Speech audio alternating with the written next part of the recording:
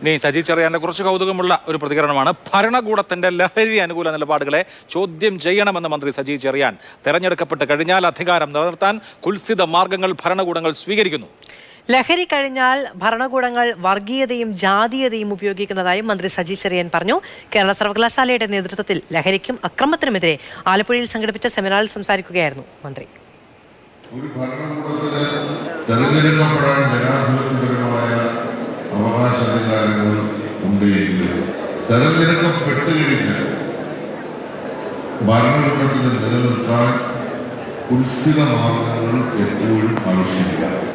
അതിൽ ഏറ്റവും പ്രധാനമായി ഇന്ന് ലോകത്ത് പ്രയോജനപ്പെടുത്തുന്നത് യുവതലമുറയുടെ മുന്നിലേക്ക് പുതിയ ആശയങ്ങൾ ആവിഷ്കരിക്കും. ലഹരിക്കെതിരായിട്ടുള്ള ക്യാമ്പയിനുകൾ ആദ്യം ചെയ്യേണ്ടത് ഭരണകൂടത്തിന്റെ നിലപാടുകളെ ചോദ്യം ചെയ്യാതെ ഒരു സംശയം വേണ്ട, ഈ പ്രശ്നം ലോകത്ത് അവസാനിക്കുന്നില്ല.